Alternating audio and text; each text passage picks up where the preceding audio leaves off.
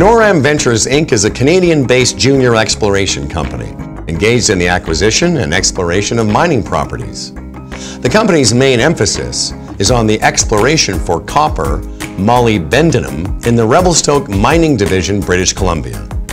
Noram's long-term strategy is to build a multinational lithium minerals company to produce and sell lithium into the markets of Europe, North America, and Asia. Noram Ventures Inc. is listed on the TSX Venture and trades under the ticker symbol NRM.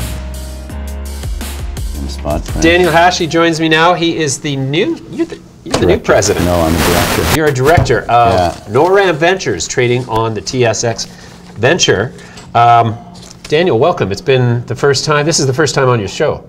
Though I've known you for like a decade. I've talked to you on the phone. I've promoted deals to you. Yeah, many times. This is like, I feel like it's some weird time zone Yeah, here. but I think you're right. I think it's the first time I'm on the show. Yeah. That's correct. Yeah. So Noram, I was actually involved with Noram, I guess it's about a year and a half ago now. Right. And I was involved because I was buying a lot of the different lithium plays. Right. And so why don't we start with an overview. Where's Noram at today? Well, basically, we issued a press release a couple of weeks ago, and we increased our resource by 8.5 times.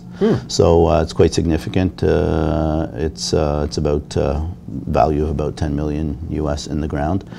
So the resource usually, as you know, the risk in junior resource companies is typically the resource itself, whereas in this case it's not. We've got a commercial resource, and you know, the risk is more in the extraction technologies now, because this is lithium clays. So you know, you've got lithium and brines and pegmatites and so on. So so we're very excited about it. It's you know, it's a lake bed bottom. It's just an earth moving exercise. It's all you know, the deepest hole I think we sunk is 100 meters. So very, you know, cheap to move and extract, and we've been working on the extraction technology itself, and we're very confident that we can come up with a solution that works. So, yeah. And where is this deposit again? This is in Nevada in the Clayton Valley. So we're in close proximity to Albemarle, which is the world's largest lithium producer. They've got an operation called Silver Peak, which is not too far away from us, and it's brines, but you know, there is some compatibility there, and we've seen over time, I guess when they started out, they've been producing there for about 50 or 60 years, and you know, when they started out, they were at about 1,000 ppms, and they're down to about 100. So you know, we've been kind of having some conversations with them about you know, going forward, how we can work together potentially, and see how that works out. Great. So lithium, so bear with me for one second, but the audience here is all about cannabis, and so they always give me a hard time when I bring on mining companies. Let me tell you about my cannabis deal. No, just well, no, because I'm going to say this. Do you know how many lithium-ion batteries are used in the cannabis industry worldwide? That I don't know. I know there's 7 kilograms in every electric car. Well, in a Tesla, okay, let's look at it this way. How many cannabis company executives own a Tesla? Probably quite a few. Yeah, there you go. So basically, if you want to invest in cannabis, you can also invest in lithium. This is the point I'm trying to make. Absolutely, no question. So have you had any conversations with major companies who might partner with you to take this thing into production? We've been having some conversations. We met last week in Vancouver with kind of a mid-tier company, and we've been having some conversations with kind of some of our peers and so on. So yeah, I mean, at the end of the day, much like any industry, you know, consolidation always tends to occur, and it's just the nature of the game, right? It's the nature of business, whether it's lithium, cannabis, or anything else. Sure. So, what can you tell me about global lithium supply and demand metrics right now?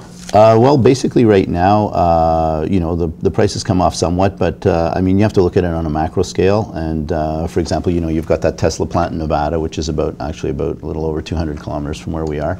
So it's only natural for them to source local supply would be the easiest. But there's 10 gigafactories coming on stream.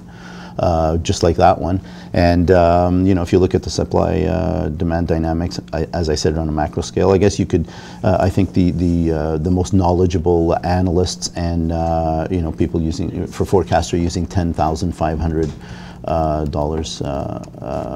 as the lithium price going forward. Right. Certainly, I've heard that Volkswagen is moving towards, they say 100% lithium-driven cars. Right, right. That's like, that would require, according to the math surrounding how much lithium is each battery, that would require approximately 550,000 tons of lithium, like raw lithium deposits. You know what, I mean, I don't know the specific number in terms of what you're addressing. I mean, I can, you know, I mean, just addressing to give you an example, the gigafactory that Tesla has in Nevada is supposed to produce 500,000 vehicles, and at 7 kilos per vehicle. Well, that's, you know, 3.5 million kilos. Right. Times 2.2, so right. that's a lot of lithium. Right. I mean, that's interesting. That's just Tesla, which is what, 1% of the market? Yeah, exactly. Exactly. Yeah. Volkswagen is more like 8% of the market. Right. 8% of the global fleet goes to lithium.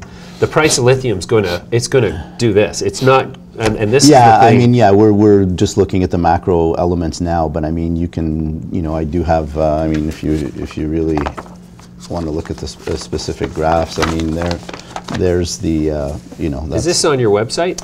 Yeah, this is in our presentation on the website, okay, and you know, this is the projected number of electrical vehicles built globally to 2030. So, you know, we're here right now, and I think we're already low, but you can see that, you know, the demand is just. Okay, I'm going to put this up on the screen here so our audience can see it, assuming my.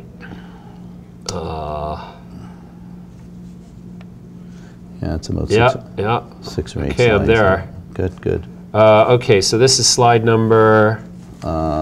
It's 1, 2, 3, 4, 5, 6, 7, 7, and 8. Yeah. Okay. Yeah. So that's the.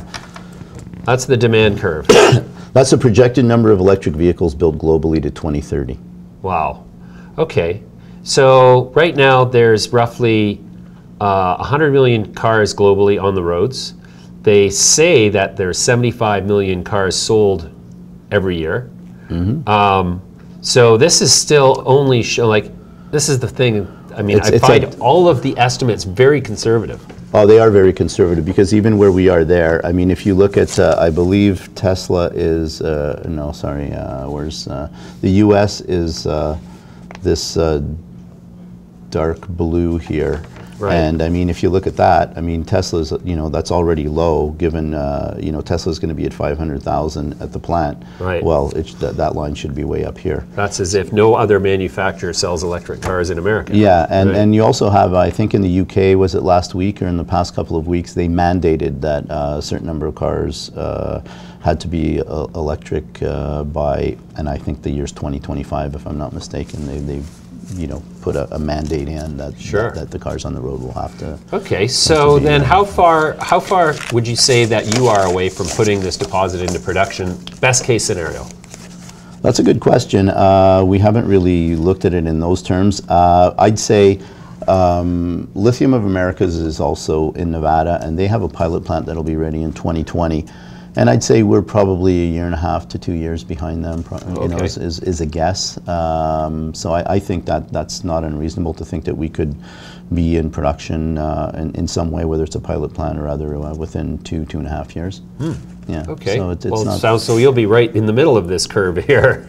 Yeah, I mean, we're yeah, and I mean, at the end of the day, also our deposit is open in 3 directions. So we feel very comfortable that with a very minimal amount of capital, I mean, like $250,000, we can increase that 50–60% or more. Sure. And not that we need to. I mean, it's already commercial size, but sure. The art in lithium production is the geochemistry, if I'm not mistaken. You hit the nail on the head. That's exactly correct. So have you had the opportunity yet to approach the deposit type from a geochemical processing standpoint? Yeah, as a matter of fact, we have done some preliminary testing, you know, and basically what we did is we used some sulfuric acid solution, 5 to 10%. And used it at varying temperatures. Oh, okay. And you know, we're getting good numbers over, you know, 82, 80. Okay, up on there we go.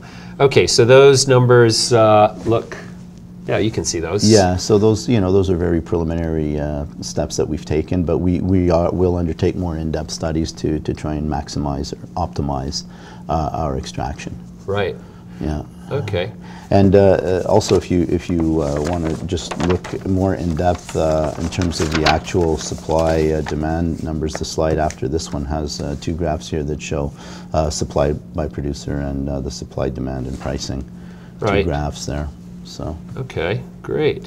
Yeah. All right, well, so if you want to go and look that up at home, it's at noramventures.com.